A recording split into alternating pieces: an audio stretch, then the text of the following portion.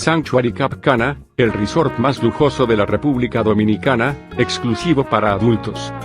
Déjese sorprender con una reciente remodelación, de $45 millones, al explorar espectaculares suites, un opulento lobby, renovados restaurantes y bares, un spa de clase mundial, y un gimnasio de última generación.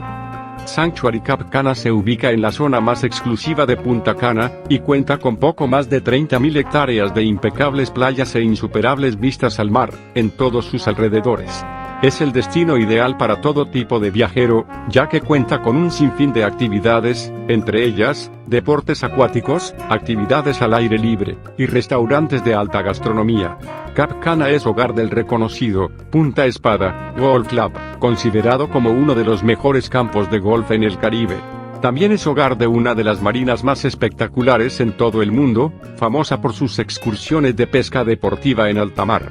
Todas estas amenidades, junto con el mar azul turquesa y sus playas de arena blanca, hacen de Cap Cana uno de los destinos más deseables a nivel mundial. Una amplia variedad de habitaciones y villas, algunas con acceso a un club privado de concierge, están disponibles en toda la propiedad. Encontrará desde villas de lujo frente al mar hasta habitaciones con isla privada.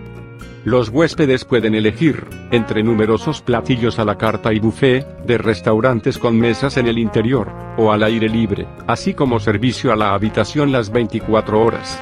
Los restaurantes cercanos al Luxury Village, que rodean la impresionante marina de Cap Cana, también proporcionan una variedad de selecciones culinarias, que van desde ensaladas orgánicas, hasta pescados y mariscos frescos.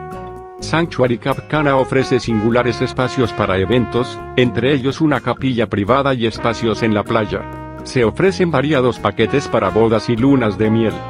Sanctuary Cap Cana cuenta con un centro de convenciones para grandes eventos que puede acomodar hasta 550 invitados, y 4 salones adicionales para juntas más pequeñas.